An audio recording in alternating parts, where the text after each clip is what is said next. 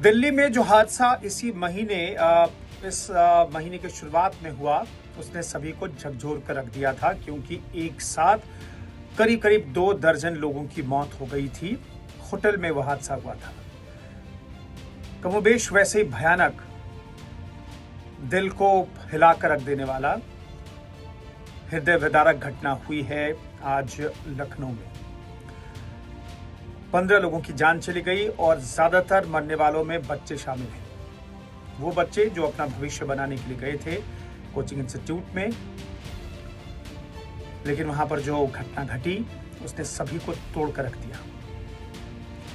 लखनऊ विधानसभा से करीब 8 किलोमीटर दूर है अलीगंज का इलाका, जहां पर ये कोचिंग इंस्टीट्यूट है। फर्स्ट फ्लोर पे और ग्राउंड फ्लोर पे पेट शॉप है, क्लिनिक है, उसके ऊपर इंस्टीट्यूट है। अलग अलग तरह की पढ़ाई वहाँ पर होती है। 3D कोर्स करने के लिए बच्चे वहाँ पर गए थे। करीब 2:15 बजे के आसपास वहाँ पर आग लगी और आग लगने के बाद बच्चों को और वहाँ काम करने वाले लोगों को बाहर निकलने का रास्ता नहीं मिला।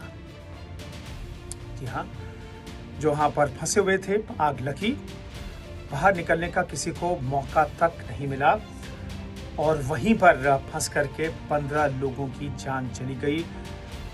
बच्चों के दम घुट गए, कुछ लोग जल गए और 15 लोगों की जान चली गई। इस घटना ने सभी को हिलाकर रख दिया है।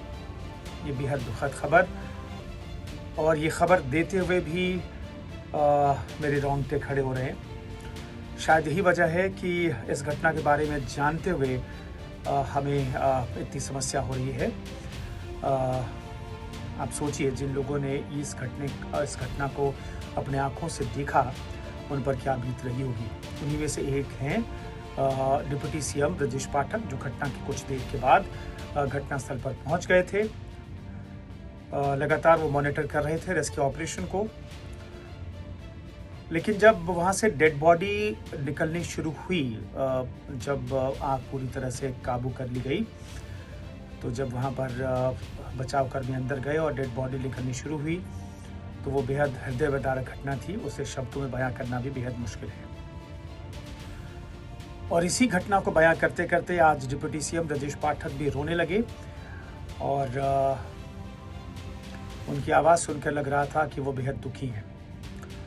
मुख्यमंत्री योगी आदित्यनाथ भी आज अलीगढ़ के दौरे पर थे। बीच में ही उन्होंने अपना दौरा खत्म किया और लखनऊ आ गए, सीधे घटनास्थल पर गए, वहाँ के बारे में पूरी जानकारी ली। वो उस बगल वाले घर में भी गए और वहाँ से भी उन्होंने घटना के बारे में पूरी जानकारी ली। ग्राउंड जीरो के पर जाकर के मुख्यमंत्री योगी आदित्यनाथ ने अधिकारियों से जानकारी ली और बगल वाले घर से भी उन्होंने घटनास्थल, उस बिल्डिंग को देखा जहाँ पर 15 लोगों की आज मौत हो गई है।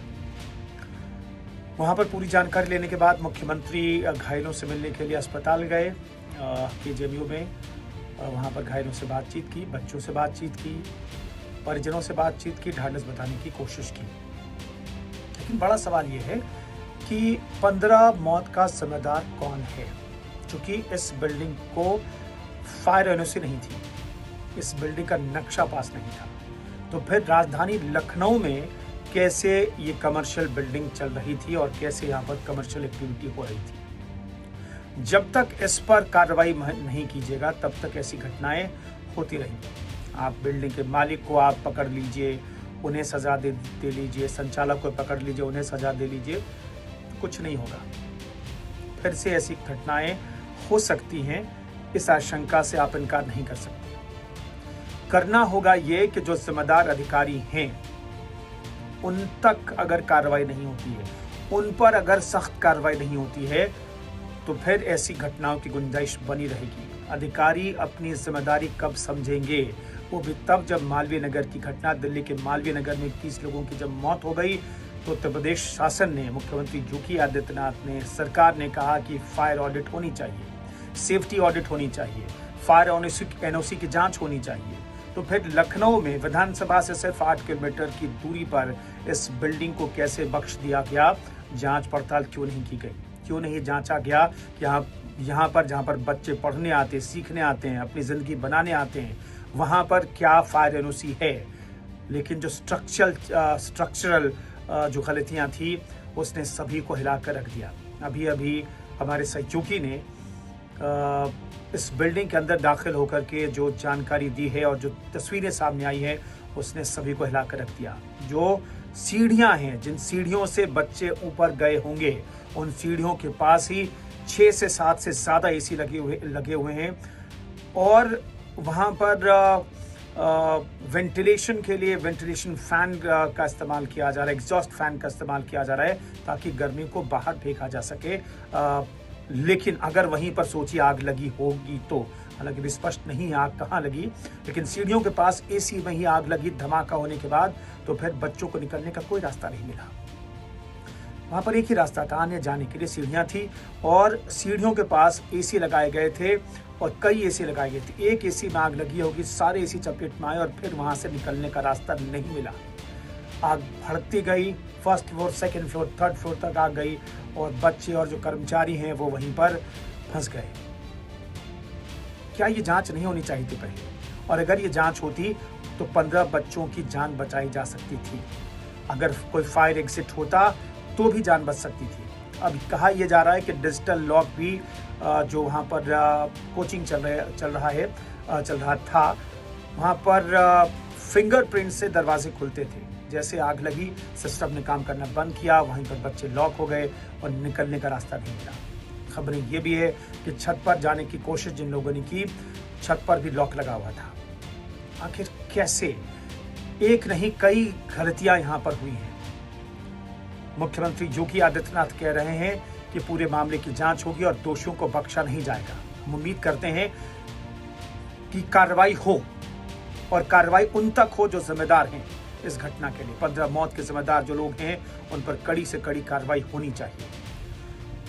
ऐसी कार्रवाई होनी चाहिए कि बाकी जिलों में और देश के बाकी इलाकों में भी एक मैसेज जाए कि अगर आपने लापरवाही की और हादसा हुआ तो फिर आप बख्शे नहीं जाएंगे। आपकी जिम्मेदारी भी तय होगी। अधिकारियों, कर्मचारी, फायर सेफ्टी ऑफिसर हों या फिर बिल्डिंग को एनओसी देने वाले जो अधिकारी हों, चाहे एलडीए हो, जो भी जिम्मेदार अधिकारी, जो भी जिम्मेदार विभाग है, आखिर कैसे लापरवाही हुई? इन 15 लोगों की मौत क्यों हो गई? आप सोचिए, जिन बच्चों को तैयार करके भेजा होगा, हालांकि बड़े बच्चे थे, 16, 17 से 18 साल के, जिन बच्चों ने घर से निकलते वक्त ये सोचा होगा शाम में जाएंगे फिर घर में जाएंगे, जिनके माता पिता वहाँ पर मौजूद हैं। कुछ लोग तो कानपुर के रहने वाले हैं, कुछ लोग मध्य प्रदेश के रहने वाले हैं। एक स्टूडेंट मध्य प्रदेश का रहने वाला है, बताया जा रहा है। जिन बच्चों ने यहाँ पर आकर के कुछ सीखने की कोशिश की, जिंदगी खत्म हो गई। जिंदगी संवारने की कोशिश की, उनकी जिंदगी खत्म हो गई। आखिर क्यों? ये सवाल बड़ा है और उम्मीद करते हैं सवाल का जवाब ये जो जांच रिपोर्ट आएगी और जो कार्रवाई होगी वो नज़ीर बनेगी कार्रवाई। उम्मीद करते हैं कि कार्रवाई होगी। लखनऊ के अलीगंज में जो घटना घटी उसने सभी को हिला करके रख दिया है। क्या सेफ्टी ऑफिसर पर कार्रवाई होगी? क्या अग्निशमन विभाग पर कार्रवाई होगी? देखते हैं क्या कार्रवाई होती है। 15 लोगों की जिम्मेदारी कैसे तय होती है? 15 लोगों की मौत की जिम्मेदारी किन के सर पर आती है? क्या कुछ लोगों पर ही फिर से आएगी या फिर वाकई में जिनकी जिम्मेदारी है, जिनकी जवाबदेही है, उन पर कार्रवाई होगी? बहरहाल बहुत सारे गलतियां यहाँ पर हुई। कुछ बच्चे खुशकिस्मत थे जिन्होंने हिम्मत दिखाई। सेकंड फ्लोर से केबल के जरिए कुछ बच्चे उतरते हुए दिखाई दिए। उन बच्चों ने हिम्मत दिखाई और आखिरकार उन बच्चों की जान बच गई। एक शख्स ने वहाँ पर जलते हुए, बहुत वो हृदय विदारक तस्वीर है, जलती हुई तस्वीरों के बीच सेकेंड फ्लोर से कूदता है लेकिन रेलिंग पर आकर के गिर जाता है। वो गंभीर रूप से घायल है, स्पाइन में उसकी इंजरी है, लेकिन जिंदगी बचाने की जद्दोजहद लगातार जारी है। बड़ा सवाल ये है, 15 लोगों की जिंदगी जो खत्म हो गई, आखिर इसके लिए जिम्मेदार कौन है? क्या जिम्मेदारी तय होगी और कार्रवाई होगी? देखते हैं।